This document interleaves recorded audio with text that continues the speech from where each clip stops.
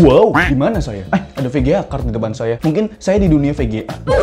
Tapi ini warna hijau backgroundnya. Sedangkan VGA yang saya review ini warna merah. Coba kita ganti dulu. Salah ini. Nah, udah kan. Kayak suasananya tuh marah gitu, panas gitu loh cuy. Boros, buset dah. Oke bre, jadi kembali lagi bersama saya Alfian yang pastinya di Kudet Channel. Dan di samping kiri saya atau di depan layar komputer atau layar HP kalian sudah ada satu unit graphic card atau VGA card dari Sapphire ya. Penyebutannya Sapphire. Ada yang nyebutnya Sapphire atau ada yang nyebutnya Sapphire atau Cafe. Oke, cukup. Di video kali ini saya akan mereview satu unit VGA card dari Sapphire, yaitu Sapphire Radeon R9 380X Nitro. Kenapa ada kata Nitro di belakangnya bang? Karena dia punya nos, buset.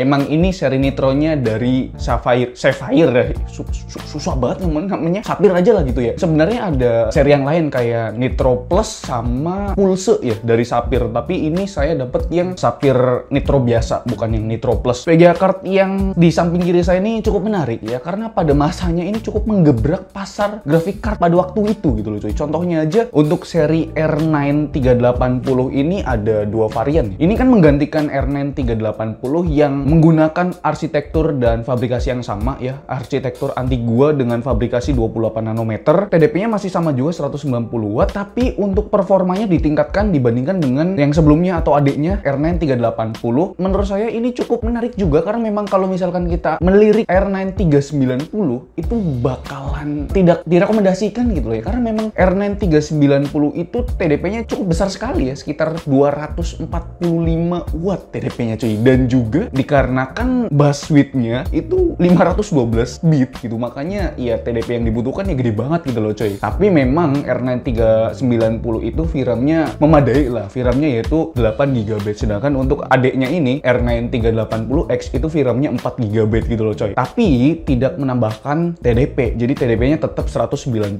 watt. Dan sedangkan untuk adiknya TDP-nya sama, terus menggunakan arsitektur dan juga fabrikasi 28 nanometer yang sama, tapi performanya di bawah yang X. Ya itulah makanya diciptakan yang X, biar menggantikan posisi adiknya gitu loh coy. Pada waktu itu sekitar 2012-2013 VGA card dari AMD ini demen banget nge-refresh produk yang sebelumnya. Contohnya aja Radeon HD 7000 series dari mulai 7870 sampai 7970 itu di refresh menjadi Radeon R9 200 series ya, 270 sampai 280 kalau nggak salah. Untuk tahun 2015 juga sama. Sebenarnya ini bukan refresh ya, bisa dibilang nambahin kelas satu lagi gitu loh coy, dari kelasnya yaitu Radeon R9 300 series. Karena untuk menyaingi Nvidia, yaitu Nvidia 900 series dari mulai 960 sampai 970 series gitu. Tapi ada tapinya nih. Untuk Radeon R9 380X ini masih belum bisa menyaingi lawannya. Langsung aja kita tonton video reviewnya. Oke bre, ini adalah Sapphire atau Sapphire Radeon R9 380X. VGA card ini rilis pada bulan Juni 2015. Jadi untuk umurnya itu hampir 5 tahunan bre. R9 380X sendiri hadir untuk mengambil posisi antara pesaingnya, yaitu Nvidia GTX 960, Nvidia GTX 970, AMD Radeon R9 380, dan AMD Radeon R9 390. Graphic card ini menggunakan arsitektur GCN 3.0 dengan fabrikasi 28 nanometer. Sehingga semua fitur AMD yang terbaru seperti Liquid VR, FreeSync, Affinity, Crossfire Blade, dan VSR telah disupport oleh R9 380X ini bre. Radeon R9 380X Founder Edition memiliki clock GPU sebesar 970 MHz. Sedangkan untuk memori clocknya berjalan pada speed 1425 MHz atau secara efektif berjalan di angka 5700 MHz. Tapi untuk Sapphire ini clock speednya ditingkatkan menjadi 1040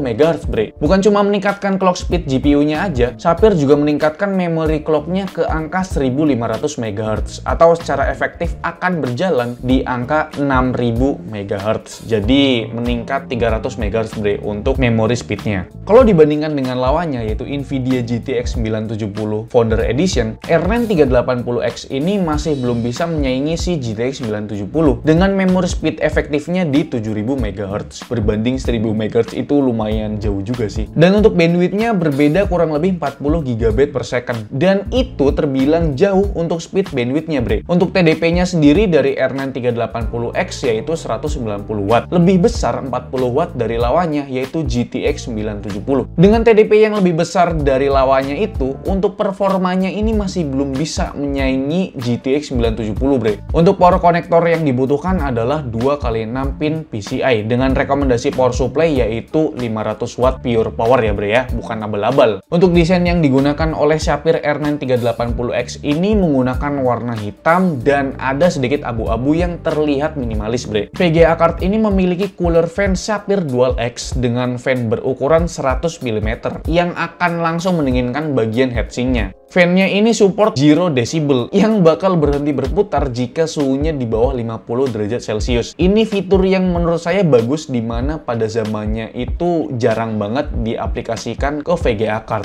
Untuk dimensi dari VGA card-nya ini nggak terlalu panjang cuy. Panjangnya sendiri adalah 23 cm dan membutuhkan 2 slot ekspansi doang. Nah, yang keren dari VGA card ini adalah di bagian bawahnya. VGA card ini sudah menggunakan backplate berbahan aluminium sehingga mempercantik VGA card-nya cuy. Jadi ya terlihat lebih premium lah gitu. VGA card AMD yang satu ini udah didukung teknologi XDMA yang memungkinkan kalian untuk melakukan konfigurasi multi VGA Crossfire tanpa tambahan Crossfire Bright. Perlu kalian ketahui gitu kan, XDMA sendiri merupakan fitur AMD yang mampu melakukan penggabungan dua VGA card sejenis tanpa menggunakan konektor apapun cuy. Jadi kalian tinggal pasang dua VGA yang sejenis tanpa harus pakai alat-alat yang lain lah gitu. Untuk case-nya ini sangat terbuka. Di bagian bawahnya terlihat ada 4 buah headpad yang terhubung langsung pada bagian heatsinknya, bre. Oke, bre, langsung aja kita uji untuk VGA card ini. Untuk spesifikasi yang saya gunakan sebagai berikut. Nah, yang pertama saya akan tes untuk suhunya yang dihasilkan dari VGA card ini. Untuk suhu maksimal dari VGA card ini mencapai 75 derajat Celcius, berjalan di fan speed 65% dengan kondisi ruangan kurang lebih 29-30 derajat Celcius tanpa menggunakan AC. Untuk menjalankan stress test Furmax, ya itu terbilang adem sih ya untuk VGA card di tahun 2020 yang umurnya itu udah hampir 5 tahunan, bre. Dimana nih VGA card belum pernah saya bongkar gitu loh. Jadi saya kurang tahu nih pastanya itu udah kering apa belum gitu loh coy. Jadi ya nggak ada yang dipermasalahin sih, kecuali memang kalian nggak set fan speednya ke 65% sampai ya maksimal 75% biar nggak terdengar bising lah gitu.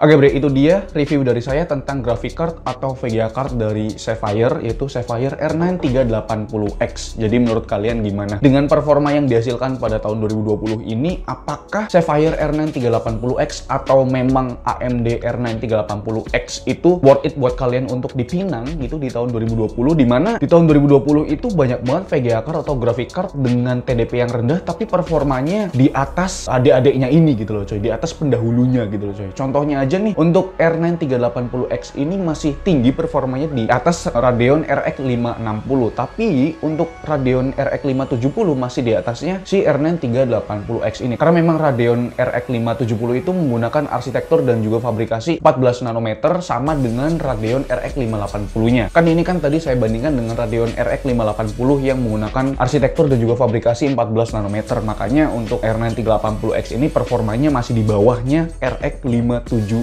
sama RX 580 gitu loh coy. Dengan harga kurang lebih sekarang di pasaran itu 1,1 juta, ada yang jual sampai 1,8 juta paling mahalnya. Menurut saya untuk graphic card Radeon R9 380X ini ya masih worth it aja untuk dibeli. Tapi kalian ya jadi sobat PLN gitu loh coy. Ini nyamuk apa sih? Menurut saya daripada kalian ambil R9 380X ini dengan TDP yang cukup besar gitu, menurut saya kalian ambil Radeon RX 570 series aja cuy. Karena memang TDP-nya itu kecil dan juga fabrikasinya udah terbaru 14 nanometer. Ya itu tergantung kalian sih, tapi memang review yang saya kasih tahu ke kalian ini memang untuk sekedar mengingat masa lalu, dimana pada masanya Radeon R9 380X ini cukup menggebrak pasar graphic card pada waktu itu gitu loh coy, menggantikan Radeon R9 380 dan juga Radeon R9 390 yang borosnya Masya Allah.